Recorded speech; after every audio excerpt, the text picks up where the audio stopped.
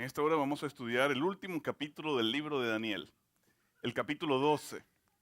El capítulo 12 del libro de Daniel es el capítulo más corto y encontramos en el mismo la respuesta al cautiverio, la respuesta a la invasión del rey Nabucodonosor en el capítulo 1. En el capítulo 1 vemos cómo Nabucodonosor invade Jerusalén, toma cautivos a mucha gente, profana el templo de Dios, toma sus utensilios y lo lleva al templo de Marduk, su dios, allí en Babilonia. Y el capítulo 1, en el versículo 1, comienza con una nota bastante negativa. Un rey extranjero, un rey pagano, atacando a la ciudad de Dios, atacando el pueblo de Dios, atacando el templo de Dios. Pero en el capítulo 2 encontramos la respuesta, encontramos la manifestación de Dios. Hay veces, queridos, que nosotros oramos, hay veces que pasamos por crisis y no vemos la respuesta. Y pasa un evento negativo después del otro y no vemos la respuesta. Pero hay un salmo que dice que con Dios la angustia y el lloro ocurren en la noche, pero en la mañana siempre viene la sonrisa, siempre viene la alegría. Así que nuevamente, si en esta hora una persona está pasando por momentos difíciles, por crisis, por traumas, por problemas, en la noche podemos llorar, pero al amanecer siempre viene la alegría. Al amanecer siempre con el Señor hay risa. Y eso es exactamente lo que encontramos en el capítulo 12 del libro de Daniel. El capítulo 12 de Daniel encontramos que sus profecías van a tener su cumplimiento para el tiempo del fin. Y ya eso lo hemos mencionado en particular en la segunda mitad del libro. Mencionamos al comienzo que los 6 primeros capítulos de Daniel eran capítulos históricos que tenían sucesos que ocurrieron a la luz de la historia, que nos prepararían para los últimos o la segunda mitad del libro, los últimos 6 capítulos que son predominantemente proféticos, que tienen que ver con los eventos finales. A través de estos primeros capítulos, de estos sucesos históricos, nosotros podemos aprender lecciones prácticas para prepararnos, para estar en pie cuando venga la crisis que nos anuncie los restantes 6 capítulos. El capítulo 12 nos dice por lo menos en 3 ocasiones, en el versículo 4, en el versículo 9 y en el versículo 13, que todas estas profecías son para el fin. Las profecías de el rey del norte y el rey del sur del capítulo 11, las profecías del juicio, las profecías de la purificación del santuario, la profecía del cuerno pequeño. Y a estas alturas ya tú y yo hemos visto el cumplimiento de todas ellas en este día, en esta hora que tú y yo estamos viviendo, que no es otro que el tiempo del fin.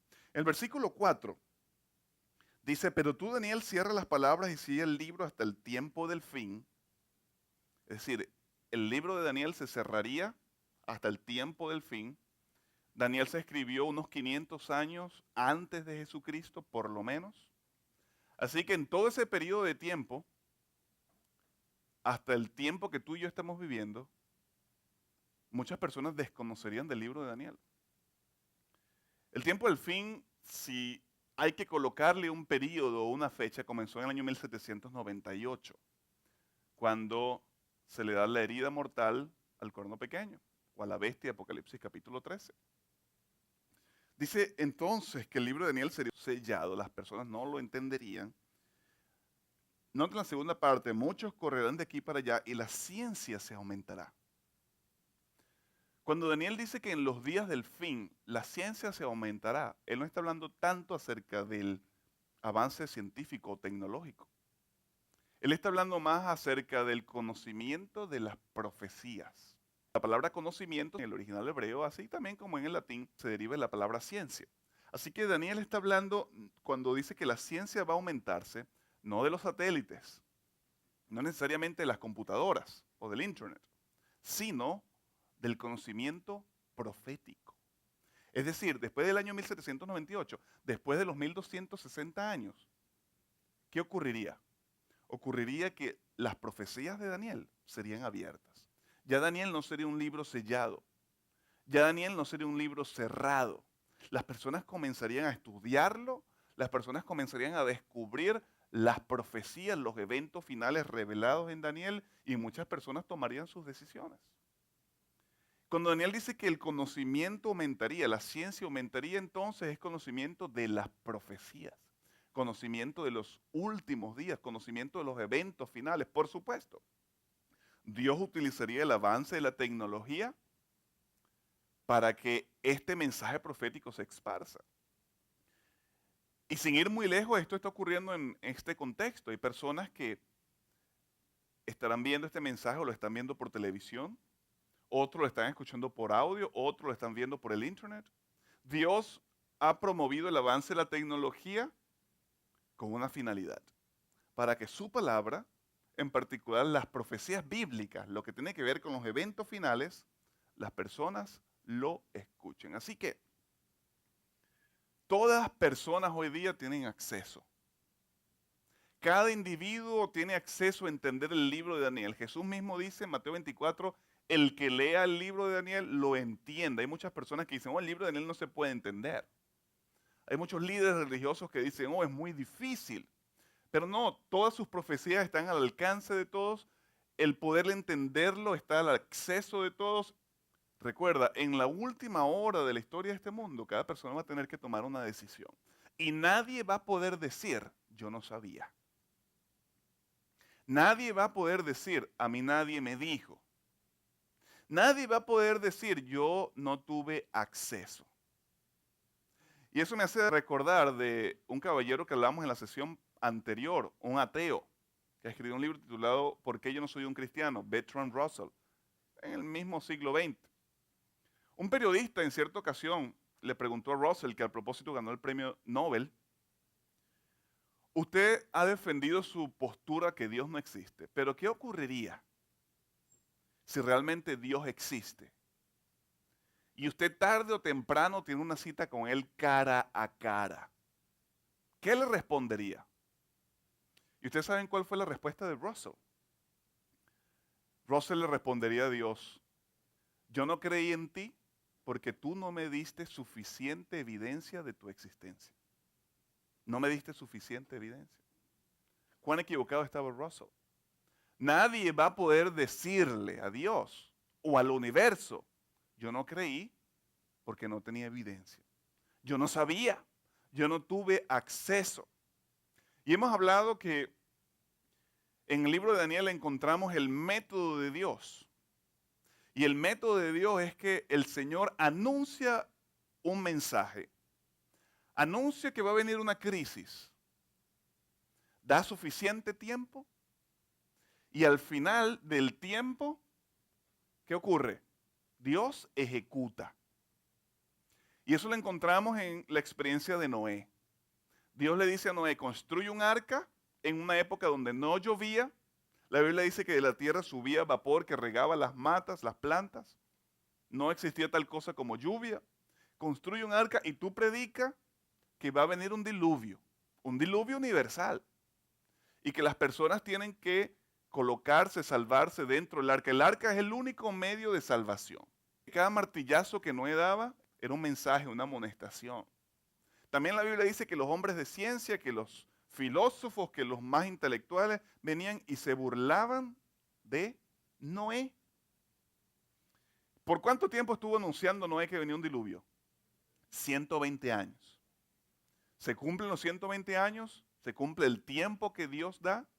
Dios le dice, entra al arca, haz la última invitación, ya los animales estaban entrando. Qué ironía, los animales entran solos, pero el hombre no. Y dice que nadie aceptó la invitación, solamente su familia y a regañadientas. Y al final, cuando se cierra la puerta, por intervención divina, comienza a llover, ahí las personas andaban buscando la salvación en el arca. Y ya era demasiado tarde. Este mismo mensaje, querido, lo encontramos en el libro de Daniel. En el capítulo 12, versículo 3, dice que los entendidos resplandecerán, los sabios resplandecerán como el fulgor del firmamento. ¿Quiénes son estos sabios? ¿Quiénes son estos entendidos, estos sabios y estos entendidos? Son aquellos que aceptan el mensaje profético. Son aquellos que reconocen la soberanía de Dios.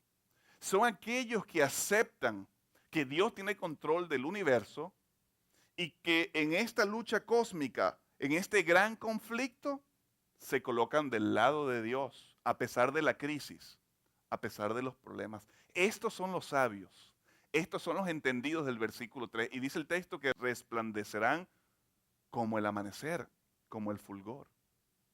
En el capítulo 11 estudiamos acerca del crecimiento del anticristo. Este anticristo en el capítulo 11 se le llama el rey del norte, en el capítulo 7 se le llama el cuerno pequeño y en Apocalipsis 13 se le llama la bestia.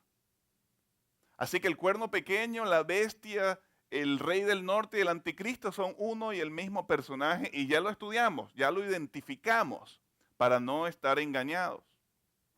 Dice que este personaje al final de 1260 años tendría una herida mortal, pero eventualmente nos dice Apocalipsis capítulo 13 que esta herida sería sanada en el contexto de los últimos días, es decir, antes de la venida de Jesús. Nuevamente este cuerno pequeño, esta bestia, este rey del norte, este anticristo tendría supremacía. El poder político, todo se le va a entregar a este anticristo. Las filosofías ateas, budistas, los intelectuales, los comunistas, los marxistas, los musulmanes, todos se van a unir a este poder. Y Apocalipsis capítulo 13, versículo 3 dice que todo el mundo se iba a maravillar e iba a seguir a este poder. ¿Quién es todo el mundo? Así que antes de la venida de Jesús, queridos, nuevamente tú y yo vamos a ver el cumplimiento de esta profecía cuando va a existir un solo reino, un solo poder que va a pretender dominar e implantar un decreto para ver cómo vamos a adorar. Este poder es un poder perseguidor, así como ocurrió en la historia del libro de Daniel. En el capítulo 13 encontramos que los chicos hebreos reciben un decreto de muerte y son lanzados al mismo horno de fuego por mantenerse fieles a sus principios, en particular sus principios de adoración. Y eso es exactamente lo que ocurre al final. Nuevamente Apocalipsis, el capítulo 13, nos dice que este poder va a establecer un decreto de muerte. Un decreto de muerte para aquellos que no se atrevan a seguirlo. En el capítulo 11, versículo 45, dice que este poder estamparía sus tiendas reales entre mares, ya lo estudiamos, entre mucha gente. Tal cual va a ocurrir, o tal cual nos dice Apocalipsis 13, la bestia va a ocurrir en los últimos días, va a establecer su marca. Y eso lo encontramos repetidas veces en Daniel, nuevamente lo encontramos en el capítulo 6. Cuando Daniel, que representaba la minoría, por mantenerse fiel en su adoración a Dios, es lanzado al foso de los leones. Porque en esta lucha cósmica, en esta lucha milenaria entre el bien y el mal, entre Cristo y Satanás, el issue, la cuestión, es adoración. Satanás reclamando adoración y Dios reclamando adoración. Y los habitantes de la tierra en este último día, cuando nuevamente el anticristo tendrá poder, tendrá dominio, van a tener que tomar una decisión a quién servir, a quién adorar. ¿Y saben lo que nos dice el libro de Apocalipsis? Nos dice que la gran mayoría va a seguir al anticristo. Así como ocurrió con Noé, que solamente 8 personas en medio de una generación fueron salvas. Así como ocurrió con Daniel 3, los 3 chicos hebreos en medio de una gran multitud fueron los que se mantuvieron firmes. Así como ocurrió con Daniel en el foso de los leones, solamente una minoría. Y ya lo hemos estudiado, en la mayoría de los casos la mayoría no tiene la razón. Y hemos aprendido a través de estos capítulos introductorios del libro que un monarca con mucho poder se levantaría, establecería un edicto con implicaciones globales o mundiales para promover una falsa adoración a pena de muerte. Y ese, queridos, es parte del conflicto. En Daniel, el capítulo 12, versículo 1, dice: en aquel tiempo se levantará Miguel, el gran príncipe que protege a tu pueblo, y será tiempo de angustia, cual nunca hubo. ¿En cuál tiempo? Bueno, en el tiempo en que el rey del norte planta sus tiendas. En el tiempo en que el rey del norte, o la bestia, o el cuerno pequeño, o el anticristo, estampa su marca de autoridad, que no tenemos tiempo para estudiarlo en esta hora, a la luz de Apocalipsis capítulo 13. Esta marca de autoridad va a ser, entre otras cosas, dada en un contexto de un decreto de muerte. Las personas nuevamente no van a poder comprar, ni vender, ni hacer nada a menos que tengan esta señal, esta marca. Al propósito, esta marca no es una tarjeta de crédito, no es un número de seguro social, no es un número literal tampoco. Eventualmente vamos a estudiarlo. Pero es cuando se emite este decreto de muerte que comienza el tiempo de crisis y de angustia para los fieles. Yo les digo algo, cuando los 3 chicos hebreos estaban frente al rey y ellos escuchan que el rey les dice a los soldados: póngame 7 veces más el horno para lanzar a estos desobedientes, yo les garantizo que los chicos no estaban con una sonrisa de oreja a oreja. Estaban pasando por crisis. Yo les garantizo que cuando mandan a Daniel al foso, esos leones hambrientos que tenían semanas sin darles de comer, Daniel no andaba contento. Ellos andaban pasando por angustia. Eran momentos de crisis. Y dice el versículo 1 del capítulo 12, que una vez que el rey del norte plante sus tiendas, que una vez que él implante su marca, va a haber tiempo de angustia. Con la diferencia que el versículo 1 nos dice: va a ser un tiempo de angustia cual nunca fue. Porque no solamente va a haber persecución física, así como persiguieron a los hebreos, así como persiguieron a Daniel en el capítulo 6, así como persiguieron a los valdenses que estudiamos en la sesión anterior, así como persiguieron a Juan Hus, que lo quemaron vivo. Se va a sumar otra crisis, y va a ser una crisis psicológica. Por eso es que el tiempo de angustia va a ser un tiempo cual nunca fue. No solamente la crisis va a ser física, sino va a ser, ¿qué cosa? Mental y psicológica. ¿En qué va a consistir la lucha o la crisis o la angustia psicológica? Entre otras cosas, queridos, va a ser dada esta crisis psicológica por presión de parte de la mayoría. Así como en el tiempo de Noé se van a levantar en estos últimos días filósofos, gente intelectual, religiosos, líderes religiosos respetables, que inclusive citando la Biblia, van a tratar que nosotros le demos nuestra lealtad al anticristo y no a Dios. Y cuando nosotros veamos que toda la mayoría se está yendo en pos del anticristo, vamos a tener una gran depresión. Cuando veamos que nuestros familiares, que nuestros amigos, que nuestros vecinos nos están hablando de sucesos que están ocurriendo, de milagros que están ocurriendo, que nosotros sabemos están en antagonismo, en contradicción con la Biblia, eso va a ser un momento de gran crisis o de gran presión. A eso se va a sumar algo que yo creo en los eventos anteriores no han ocurrido.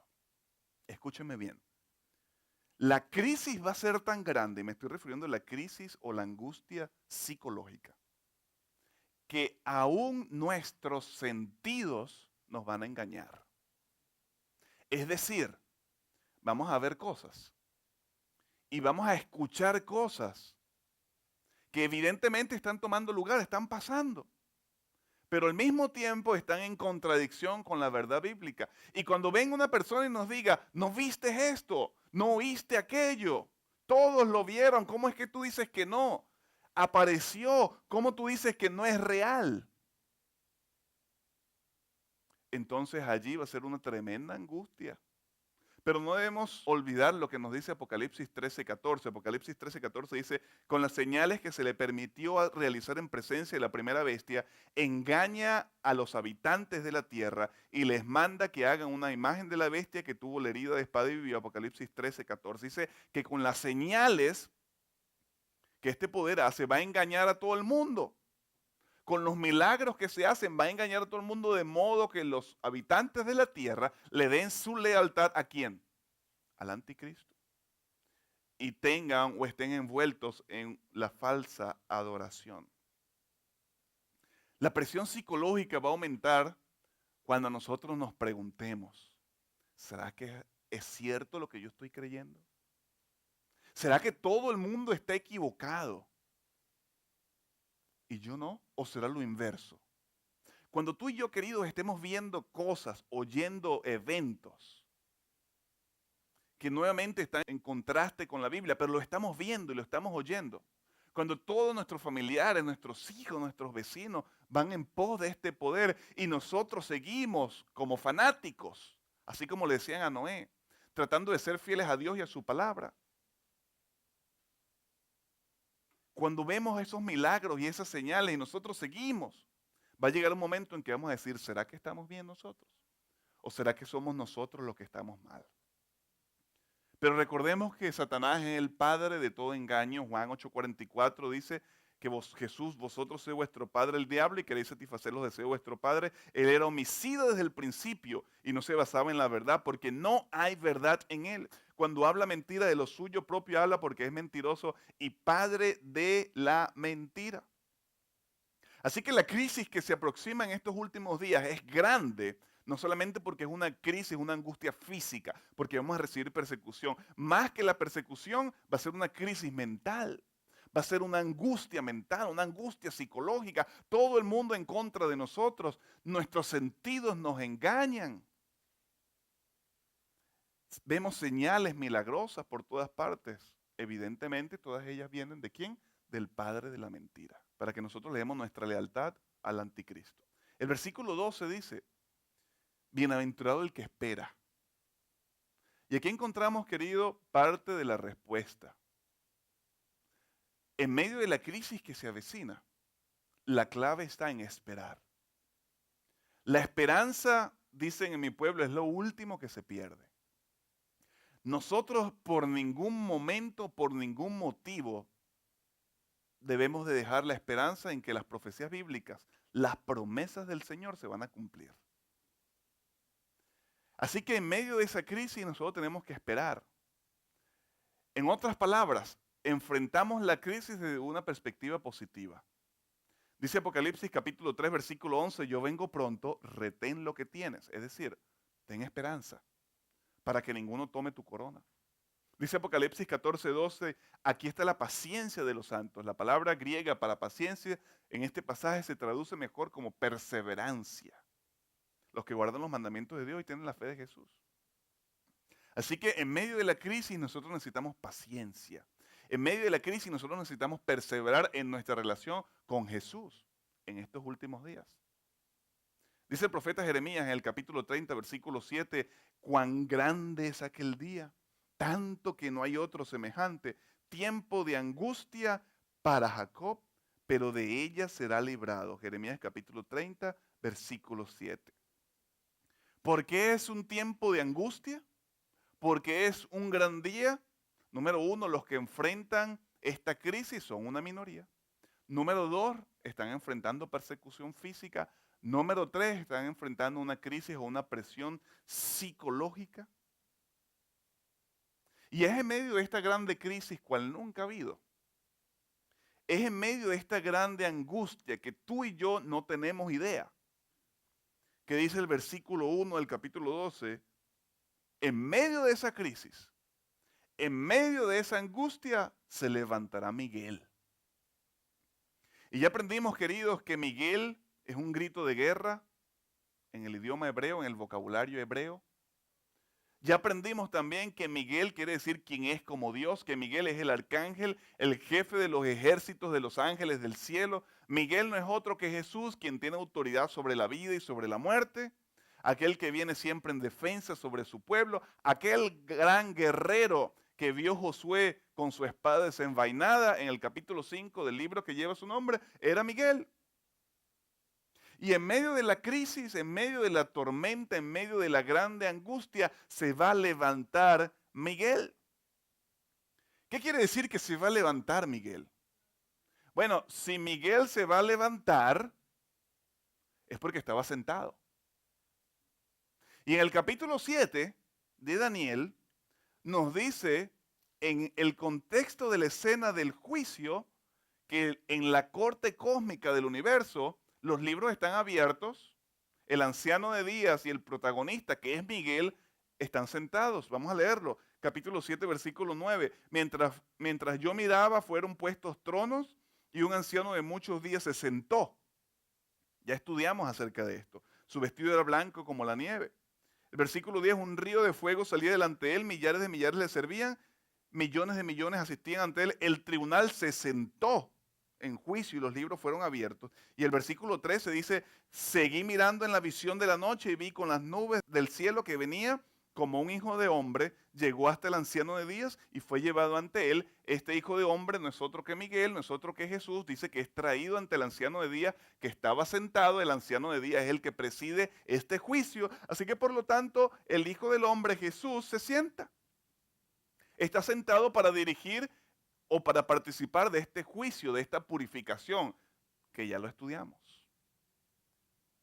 Así que cuando Miguel se levanta del juicio, se levanta de su intercesión, de su trabajo como sumo sacerdote en el santuario celestial. Y ya lo estudiamos que según la profecía bíblica esto ocurrió en el año 1844, es decir, después del año 1844, tú y yo estamos viviendo la escena del mismo juicio en el cielo. Tú y yo estamos viendo cómo el Señor, el anciano de días, Dios el Padre y Miguel, quien es como Dios, el Hijo del Hombre, Jesús, están trabajando en nuestras vidas para quitarle el poder del pecado. Tú y yo estamos viendo cómo el Señor en esa corte milenaria, en esa corte cósmica, está tomando cada registro para defendernos de los ataques de Satanás. Y todo esto ha ocurrido después del año 1844. El último mensaje de Dios a la humanidad comienza a partir del año 1844, también lo estudiamos, cuando es el triple mensaje angélico de Apocalipsis 14. Y aprendimos que de los versículos 6 al 11, estos mensajes van directamente en relación a adoración. Dice el mensaje del primer ángel, la hora de su juicio ha llegado, adora a Dios. El mensaje del segundo ángel, ha caído Babilonia, no te unas a este sistema apóstata de confusión. Y dice el mensaje del 3, no adores a la bestia ni a su imagen, mucho menos recibas la marca de su autoridad. Por lo tanto, querido, hoy es el día, ahora es el momento en que tú y yo tomemos una decisión radical. ¿De parte de quién vamos a estar en este conflicto? Si de parte del príncipe de este mundo, si de parte de Satanás o de parte de Miguel, de parte de Jesús. ¿Por qué? Porque muy pronto se levantará Miguel. Es decir, la escena del juicio, la escena de la purificación, la escena del trabajo de Dios en tu vida y en mi vida se ejecuta desde un punto de vista simbólico, como ya lo leímos en Daniel 7, con el anciano de días y el Hijo del Hombre sentado. ¿Y sabes cuándo Miguel se va a levantar? Cuando las palabras de Apocalipsis 16, 17 se cumplan. Y dice, el séptimo ángel derramó su copa por el aire y del santuario del cielo, ¿de dónde? Del santuario del cielo salió una gran voz desde el trono que dijo, hecho es. ¿Quién dijo hecho es? ¿En qué contexto encontramos hecho está? Jesús cuando estaba pendiendo en la cruz, sellando la salvación para ti y para mí. El mismo Jesús desde su trono, desde el santuario en el cielo, desde su centro de operación, al terminar el juicio, al ya estar declarados ante el universo quiénes son los genuinos cristianos, va a decir, hecho es, y se va a levantar. Y en este momento, querido, ya no va a haber más gracia. Ya no va a haber segunda oportunidad. Ya no va a haber más arrepentimiento. Dice Mateo capítulo 16, versículo 17, porque el Hijo del Hombre vendrá en la gloria de su Padre con sus ángeles y entonces dará a cada uno según su obra. Esta es la segunda fase del juicio que ya estudiamos. ¿Recuerdan? El juicio tiene 4 fases. Esta es la segunda fase. Miguel dice, hecho es, se levanta y viene en ejecución. Ya no hay más second chance. Ya no hay más segunda oportunidad. Al propósito, permítame enfatizar una vez más, son muchos los cristianos hoy día que creen en la idea del rapto secreto. Y el rapto secreto dice que Dios va a tomar a su iglesia, Dios va a tomar a sus santos antes de la tribulación. Y ya hemos aprendido que eso no es un mensaje bíblico, porque en Egipto, cuando cayeron las plagas, Dios no sacó a sus hijos antes de las plagas, los sacó después. Con los 3 jóvenes hebreos, Dios no los liberó antes del horno del fuego, Dios los liberó después. Y lo mismo ocurrió en Daniel 6, cuando éste estuvo en el foso de los leones. Por lo tanto, cuando Apocalipsis capítulo 16 nos dicen que las plagas van a caer sobre la tierra, el pueblo de Dios será protegido en medio de esa crisis, así como ocurrió en Egipto. Dice Jeremías capítulo 30, versículo 7, cuán grande es aquel día, tanto que no hay otro semejante, tiempo de angustia para Jacob, pero de ella será librado. Es cierto, viene una grande angustia, ya mencionamos, una angustia psicológica, una angustia física, una angustia de presión. Sin embargo, mientras más grande la crisis, también más grande la liberación. Pero van a haber solamente 2 grupos, querido, así como siempre han habido 2 grupos. El grupo número 1 son aquellos que correrán de la presencia de Dios. Cuando se levante Miguel, cuando ya Miguel diga hecho es, ya no hay second chance, ya no hay más oportunidad, ya la sentencia del juicio, el veredicto está sellado. Ahora viene él en retribución a dar el pago. Solamente van a haber 2 grupos, aquellos que van a correr de su presencia. Dice, el cielo se retiró como un pergamino que se enrolla y todo monte y toda isla fueron removidos de su lugar. Entonces los reyes de la tierra, los grandes y los ricos, los capitanes, los poderosos y todo siervo y todo libre se escondieron en las cuevas y entre las peñas de los montes y decían a los montes y a las peñas, caed sobre nosotros y escondernos de la vista de aquel que está sentado sobre el trono y de la ira del Cordero. Apocalipsis 6, 14 y 16. Así que este primer grupo son aquellos que están espantados cuando ven el levantamiento de Miguel. Corren de su presencia, le piden a las rocas que les caigan encima, se esconden en las cuevas. Y yo espero que ni tú ni yo estemos en este grupo. Yo quiero que tú y yo estemos en este segundo grupo, de aquellos que correrán a su presencia. Solamente 2 grupos. Dice Isaías capítulo 25, versículo 9, en ese día se dirá, este es nuestro Dios, lo hemos esperado y nos salvará. Este es el Eterno a quien hemos esperado. Nos gozaremos y nos alegraremos en su salvación. La crisis será grande, la crisis será aguda, cual nunca ha sido, pero en ese tiempo, dice el texto bíblico, se levantará Miguel. El levantamiento de Miguel no solamente entonces tiene que ver cuando éste diga hecho es desde su trono, desde el santuario, terminando de esa manera el juicio y ya habiendo establecido el veredicto. El verbo levantar que aparece aquí en Daniel 12:1 en hebreo es el verbo amad. Y este verbo amad se utilizaba en un vocabulario de guerra. El levantarse en la cultura hebrea, en este contexto del verbo amad, da la idea de un soldado regio, fuerte, que no solamente resiste a su enemigo, sino que lo vence. Por lo tanto, en medio de la crisis que los santos, que el pueblo de Dios va a vivir, una crisis cual nunca ha habido, en ese momento Miguel, el gran guerrero, se va a levantar y no solamente va a resistir a los opresores, sino que va a liberar a sus hijos. ¿Cómo nos dice la Biblia? Va a ser el levantamiento de Miguel. Cuando Miguel diga hecho es, inmediatamente comienza el proceso de su venida para liberar a su pueblo. La venida de Jesús, queridos, la venida de Miguel va a ser un evento literal. Es decir, va a ser un evento en la historia. En otras palabras, lo quieras o no, estés preparada o no, estés listo o no, va a ocurrir. Dice Tito capítulo 2 versículo 13, mientras aguardamos la bendita esperanza, la gloriosa aparición de nuestro gran Dios y Salvador Jesucristo. La venida de Jesús será un evento literal, una aparición, un hecho en la historia. La venida de Jesús será un evento personal. Un evento personal, es decir, Jesús no va a enviar emisarios.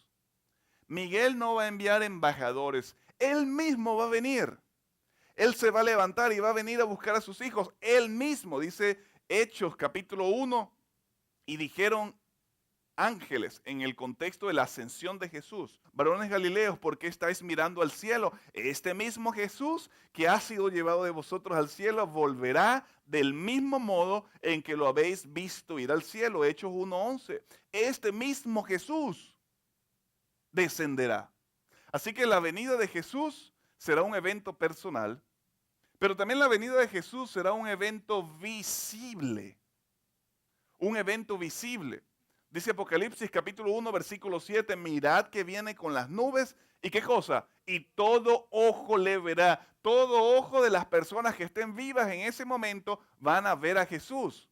Noten lo que dice Mateo 24:30. Entonces aparecerá en el cielo la señal del Hijo del Hombre y todas las naciones de la tierra se lamentarán y verán al Hijo del Hombre que viene sobre las nubes del cielo con gran poder y con gran majestad. Recuerda, solamente dos grupos, aquellos que correrán de su presencia, estos lo van a ver, los malos, los que prefirieron estar del parte del anticristo, los que hicieron caso a Satanás en este conflicto milenario. Pero otros también que estarán vivos, aquellos que se mantuvieron fieles a Dios, dice que lo verán. Así que será un evento visible. La venida de Jesús, la venida de Miguel, su levantamiento será un evento audible. Dice 1 Tesalonicenses el capítulo 4 versículo 16, porque el mismo Señor descenderá del cielo con aclamación, con voz de arcángel, con trompeta de Dios, y los muertos en Cristo resucitarán primero. Con todo el respeto, yo no sé de dónde sacaron muchos cristianos la idea de algo llamado el rapto secreto, que Dios va a tomar a su pueblo, a su iglesia de una manera secreta. Es cierto que la Biblia dice que Jesús va a venir como ladrón en la noche, pero eso quiere decir que a muchos los va a tomar desapercibidos. No quiere decir que Jesús va a venir de una manera secreta, al contrario, la Biblia nos dice que el Señor va a venir con voz de arcángel, con trompeta de Dios. Esta idea o esta teología del rapto secreto ha sido promovida por una serie de libros escritos por Tim LaHaye. Left Behind es el título de esta serie, Dejados atrás, donde habla justamente la idea de este rapto, que Dios va a raptar de una manera instantánea y al mismo tiempo secreta a su iglesia antes de la gran tribulación. Ya vimos que eso no es posible porque en toda la historia Dios ha rescatado a sus hijos en medio de la crisis, no antes. Lo interesante es que en la misma portada de Left Behind se nos dice que este libro es una novela de los últimos días de la tierra. No sé si ustedes alcanzan a leer esas letras que están entre Left y Behind. Es una novela, es decir, es ciencia ficción. Sin embargo, son muchas las personas las que creen en esta teología. Estaba buscando algunas fotos cuando me encontré con esta. Justamente una persona que es raptada al cielo. Y estaba leyendo Left Behind. Es decir, el libro tiene preeminencia. No, si hay un libro, el único libro que tiene la preeminencia es la Biblia. Es el libro que tú y yo tenemos que leer. Es el libro que tú y yo tenemos que amar. No estoy diciendo que no debemos leer otros libros. Pero si hay un libro que va a determinar nuestra salvación, porque últimamente la salvación no es por un libro, sino es por Jesús, una persona. Pero si hay un libro que va a alterar definitivamente nuestra salvación es la Biblia, no Left Behind. Así que la venida de Jesús no va a ser secreta. Él no va a raptar a su pueblo de una manera secreta. Ya leímos, Pablo dice en 1 Tesalonicenses 4 que va a venir con trompeta de Dios. El mismo Pablo en 1 Corintios 15, 52 dice, en un instante, en un abrir de ojo, a la final trompeta, porque se tocará la trompeta y los muertos serán resucitados incorruptibles y nosotros seremos transformados. Y sigue diciendo Pablo en 1 Tesalonicenses capítulo 4 versículo 17, porque el mismo Señor, bueno, ya lo leímos, 16, descenderá del cielo con aclamación, con voz de arcángel, con trompeta de Dios, y los muertos en Cristo resucitarán primero. Escuchen el 17, luego nosotros los que vivamos, los que hayamos quedado, seremos arrebatados junto con ellos en las nubes a recibir al Señor en el aire, y así estaremos siempre con el Señor. Pablo explica aquí lo que va a tomar lugar en los últimos días, en ocasión de la venida de Jesús. Va a ser un evento audible, dice el apóstol, con voz de trompeta. Pero Pablo dice, nosotros los que vivimos, los que hayamos quedado, Pablo tenía esperanza de ver la segunda venida de Jesús. Pablo tenía esperanza de estar vivos cuando Miguel, Jesús, se levantara y viniera. Y él decía, luego nosotros los que vivimos, seremos arrebatados. Allí es cuando va a venir el arrebatamiento de los santos. No es antes de la crisis, es en ocasión de la venida de Jesús. Allí seremos arrebatados junto con ellos en las nubes. ¿Quiénes son ellos? ¿Quiénes son ellos? Los muertos en Cristo, aquellos que murieron siendo amigos de Jesús. Dice que cuando Jesús venga, ellos van a resucitar. Y los vivos entonces se van a unir con ellos, es decir, con los amigos de Cristo, con los muertos resucitados, y juntos vamos a recibir al Señor en el aire. Y así, es decir, y va a ser entonces cuando vamos a estar con el Señor. Así que, queridos, no existe tal cosa como rapto secreto. El momento en que vamos a ser raptados para el cielo, o arrebatados o tomados, va a ser cuando Jesús venga. Con voz de arcángel, con trompeta de Dios. Así que la venida de Jesús va a ser un evento literal. La venida de Jesús va a ser un evento personal. Él va a venir él mismo, no va a enviar emisarios. La venida de Jesús va a ser un evento visible, todo ojo le verá. Va a ser un evento audible. Y la venida de Jesús también va a ser un evento glorioso. Dice Mateo capítulo 24, versículo 30, entonces aparecerá en el cielo la señal del Hijo del Hombre y todas las naciones de la tierra se lamentarán. Y verán al Hijo del Hombre que viene sobre las nubes del cielo con gran poder y majestad. El evento más grande de la historia, más glorioso, más majestuoso, sin lugar a duda, será la venida de Jesús. La venida de Jesús no solamente va a ser literal, personal, visible, audible y glorioso, sino también va a ser un evento climático. Noten este retrato, esta descripción de la venida de Jesús que da Juan en Apocalipsis capítulo 19, versículo 11. Entonces vi el cielo abierto y un caballo blanco y su jinete se llama Fiel y Verdadero, que juzga y pelea con justicia. Sus ojos eran como llama de fuego y había en su cabeza muchas diademas. Tenía un nombre escrito que ninguno conocía sino él mismo. Vestía una ropa empapada en sangre y su nombre es el Verbo de Dios. Un evento espectacular, un evento climático, justo y verdadero. La venida de Jesús será un evento decisivo. Un evento decisivo. Dice Judas, versículos 14 y 15. Judas solamente tiene un capítulo, versículos 14 y 15. De ellos también profetizó Enoc, séptimo de Adán, cuando dijo, el Señor viene con sus santos millares a juzgar a todos y a convencer a todos los impíos de todas las malas obras que cometieron y de todas las insolencias que pronunciaron esos impíos pecadores. Recuerden, esta es la segunda fase del juicio que mencionamos. La fase de separación. Viene Miguel, viene el Señor con sus santos millares a juzgar a todos. Es decir, a establecer el veredicto. Perdición eterna para un grupo y salvación eterna para otros. Dice Mateo 13:49, así será el fin del mundo. Saldrán los ángeles, apartarán a los malos entre los justos. Así que la venida de Jesús, queridos, será un evento decisivo. una vez que el Señor venga y como dice Pablo, seremos arrebatados hacia el cielo, allí no termina el conflicto. Los muertos malos van a continuar muertos.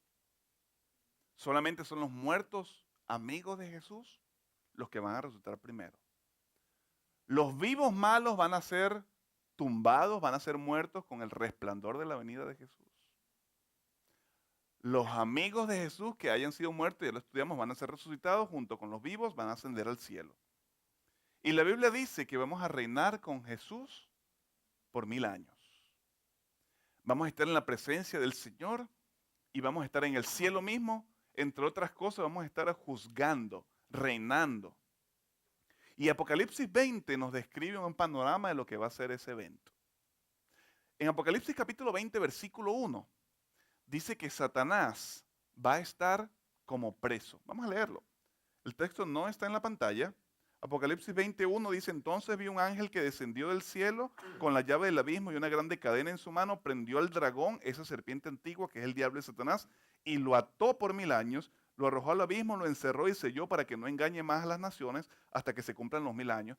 Entonces tiene que salir suelto por un poco de tiempo. Evidentemente este es un lenguaje simbólico. Satanás va a estar atado, Satanás va a estar como una prisión, porque dice el texto bíblico, no va a tener a nadie quien engañar. ¿Por qué no? Porque de los 4 grupos que hay, ninguno va a estar allí. Los buenos que estén vivos van a estar reinando con el Señor en el cielo. Los buenos que hayan muerto, bueno, en la venida de Jesús ya resucitaron y están también en el cielo. Los malos muertos siguen muertos y los malos que estaban vivos van a morir en ocasión de la venida de Jesús. Así que Satanás va a estar solo. Y por esos 1000 años él va a tener la oportunidad de recapacitar, no para tomar una decisión en favor de Jesús, porque ya ha sido demasiado tarde, sino para pensar cuántas oportunidades él tuvo, cuán privilegiado él estaba de estar en la presencia del Señor y dejó todo por orgullo. Así que él va a estar como atado por 1000 años. El profeta Jeremías tiene una visión de lo que va a estar, de la condición de la tierra en estos 1000 años. Y él dice en el capítulo 4, versículos 23 al 26, miré la tierra y estaba sin forma y vacía, así como al comienzo, sin forma y vacía, y el cielo estaba sin luz. Miré los montes y estaban temblando, y todos los collados se estremecían. Miré y no había ni un solo hombre, y todas las aves del cielo se habían ido. Miré y la tierra fértil era un desierto, y todas sus ciudades estaban en ruinas ante la presencia del Eterno, ante el furor de su ira. Jeremías capítulo 4, versículos 23 al 26. Pero sigue diciendo el capítulo 20, que después de los 1000 años, Satanás será liberado de su prisión. ¿Cuál era la prisión de Satanás?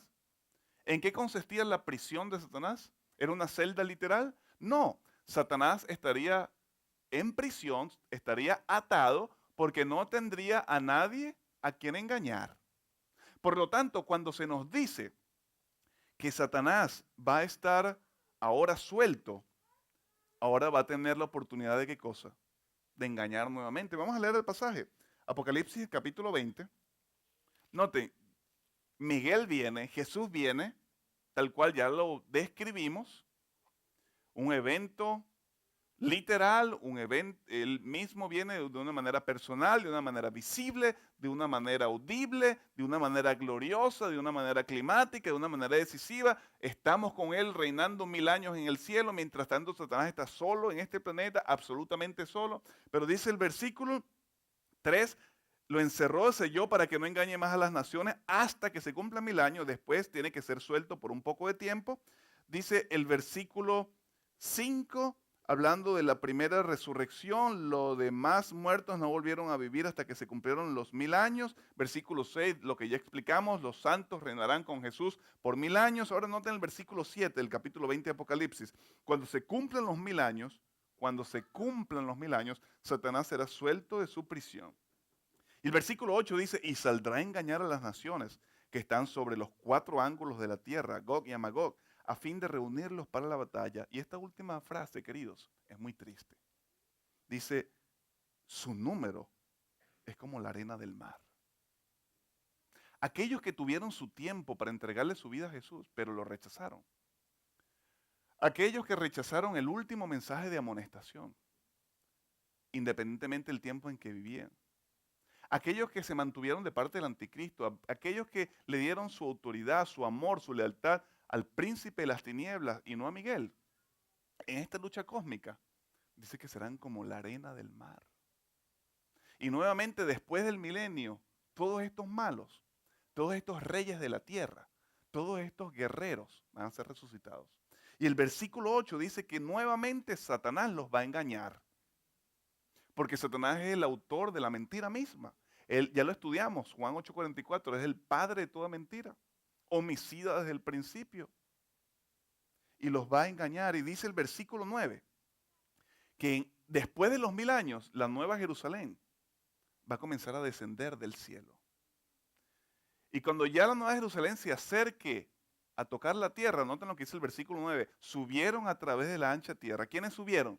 Pues todas estas personas que su número es como la arena del mar, todos estos perversos que le dieron la espalda al Señor, subieron a través de la ancha tierra y cercaron el campamento de los santos y la ciudad amada, pero descendió fuego del cielo, ¿y qué cosa dice? Y los devoró. Cuando ellos, impulsados por Satanás, van a hacer su último ataque a los santos, a la ciudad amada, dice el texto, Dios envía fuego y los devora. Segunda de Pedro, capítulo 2, versículo 9, dice, así el Señor sabe librar de la tentación a los piadosos y reservar a los injustos para el castigo del día del juicio. Cuando ese fuego destruye los impíos, dice la Biblia, dice el mismo capítulo 20, esta es la muerte segunda. ¿Y sabes lo que va a ocurrir? La tierra va a ser purificada. Y ahí se van a cumplir las palabras de Malaquías capítulo 4, versículo 1, porque aquí que viene el día ardiente como un horno y todos los arrogantes y todos los que hacen maldad serán como paja. Aquel día que vendrá los quemará y no les dejará ni raíz ni rama, ha dicho Jehová de los ejércitos. Ni raíz ni rama. Querido, no va a haber tal cosa como un infierno donde las personas que hayan rechazado al Señor se van a estar quemando por la eternidad. Dice el texto bíblico que ni raíz ni rama va a quedar del pecado. Ya no va a haber más memoria. Es en este contexto cuando fuego sale de Dios, purifica la tierra a su estado original, la ciudad santa desciende. Ya no hay más memoria del pecado. La única memoria que va a haber son las heridas de Jesús en sus manos. Las únicas memorias del pecado. Y cuando la nueva ciudad se establece, nota la descripción que está en Apocalipsis capítulo 21, versículos 1 al 5. Entonces vi un cielo nuevo y una tierra nueva, porque el primer cielo y la primera tierra habían desaparecido y el mar ya no existía más. El mar es símbolo de separación. Cuando Juan escribió, o cuando Juan vio esta profecía, ya él estaba anciano y estaba exiliado en una isla en Asia Menor llamada Patmos, cerca de Turquía. Y como estaba en una isla donde Juan se paraba, lo que veía era agua. Así como nosotros aquí en Oahu, ¿no es cierto? Si vas a Kailua, ¿qué ves? Agua. Si vas al North Shore, ¿qué ves? Agua. Y si vas aquí a Hawaii Kai, ¿qué ves? Agua. Y si vas a Waianae, donde te pares en la isla, ves agua. ¿Y qué hay después del agua? ¿Qué hay después del océano? Bueno, después del océano están mis padres, está mi mamá, está mi país, está mi cultura, están mis amigos. El océano siempre ha sido símbolo de separación. Juan dice que en el cielo no ve mar, no ve más separación, porque no va a haber más separación en el cielo. Y él sigue diciendo, yo Juan vi la santa ciudad, la nueva Jerusalén, que descendía del cielo de Dios engalanada como una novia para su esposo. Y oí una gran voz del cielo que dijo, ahora la morada de Dios está con los hombres y habitará con ellos. Ellos serán su pueblo, Dios mismo estará con ellos y será su Dios. Y Dios enjugará toda lágrima de los ojos de ellos. Y no habrá más muerte, ni llanto, ni clamor, ni dolor, porque las primeras cosas pasaron. Entonces el que estaba sentado en el trono dijo, yo hago nuevas todas las cosas. Y agregó, escribe porque mis palabras son ciertas y verdaderas. Yo hago nueva todas las cosas. Y es entonces aquí, queridos, cuando el conflicto de los siglos llega por fin a su desenlace. Dios caminando nuevamente entre su pueblo disfrutando de la presencia de su Creador. Pablo escribió en Efesios capítulo 2, versículo 19, así ya no sois extraños ni forasteros, sino conciudadanos con los santos, miembros de la familia de Dios. Queridos, nuestra ciudadanía no está en esta tierra. Tú y yo no somos ciudadanos ni de Estados Unidos, ni de México, ni de El Salvador, ni de Perú, ni de Venezuela, ni de Chile. Nuestra ciudadanía está en el cielo. Así como Daniel no pertenecía a Babilonia, tú y yo no pertenecemos a esta tierra. Así como Daniel era un príncipe judío en exilio, tú y yo también somos príncipes exiliados en peregrinaje a nuestro verdadero hogar.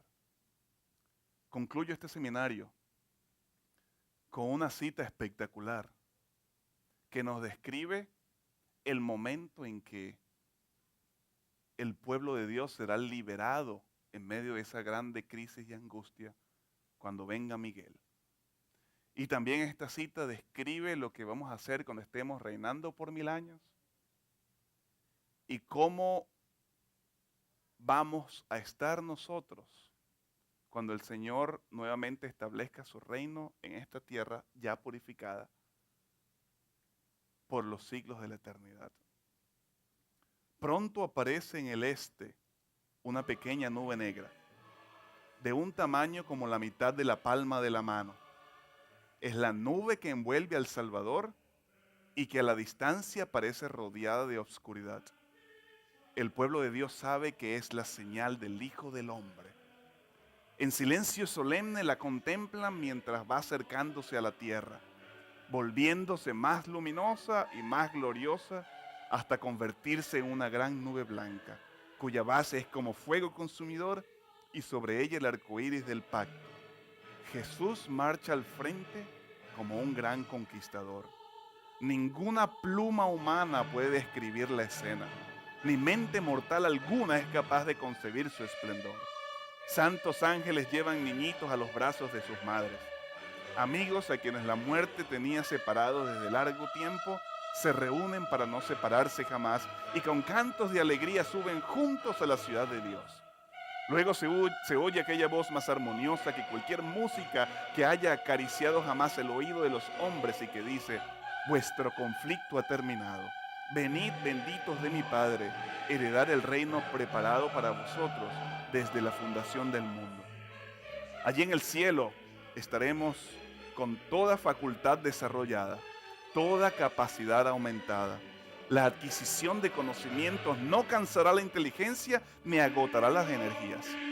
Las mayores empresas podrán llevarse a cabo, satisfacerse las aspiraciones más sublimes, realizarse las más encumbradas ambiciones y sin embargo surgirán nuevas alturas que superar, nuevas maravillas que admirar, nuevas verdades que comprender, nuevos objetos que agudicen las facultades del espíritu, del alma y del cuerpo. El nombre del Creador está escrito en todas las cosas, desde las más pequeñas hasta las más grandes. Y en todas ellas se ostenta la riqueza de su poder. Cuanto más sepan los hombres acerca de Dios, tanto más admirarán su carácter. El gran conflicto ha terminado. Ya no hay más pecado ni pecadores. Todo el universo está purificado.